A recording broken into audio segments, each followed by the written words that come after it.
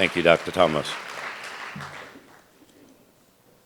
So I just want to thank Dr. Thomas for allowing me to be able to come to this conference and be able to speak to all you health providers. I just wanted to bring awareness to the dangers of marijuana amongst the young abusers in the community and the effects on their mental health. What's going on in the community today is that we find that young people are smoking marijuana pretty heavily in the community, and I'm very concerned about it. And I'm very passionate and want to share just a little something with you.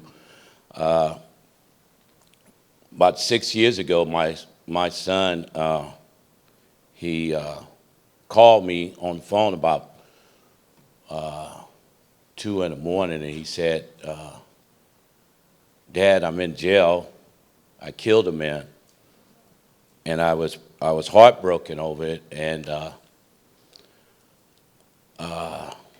I just didn't know what to do. You know, I thought I raised him up pretty well, but you know, the streets is pretty. The temptation on the streets is pretty.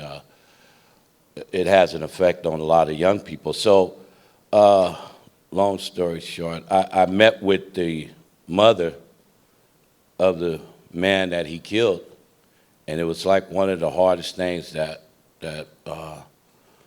I ever experienced in my life. And I sat down with her, and she said, "You know, I don't hold this against you, but I'm never going to forgive your son." And right now, my son's doing 40 years to life in prison, and I'm very heartbroken over it. So I started to look for answers, and I looked on the health department's website, and you know, I found a lot of information around the dangers of marijuana in kids, and we know, you know, the brain is fully developed until in the mid-20s. So, you know, a lot of young kids are smoking marijuana as young as 12 years old. So, you know, thanks to Dr. Thomas, he's been helping me a lot with this here situation. So I started a little marijuana research program for youth and young people to be able to understand what they're going through themselves. Because I mean, I've dealt with addiction myself throughout the years, and you know, various problems that went on in my life. So I don't know, but I find a lot of information that I found on the internet around marijuana and the dangers of marijuana. So I just want to make an appeal today to anybody that's out here that's willing to work with me on this and partner with me on this here endeavors.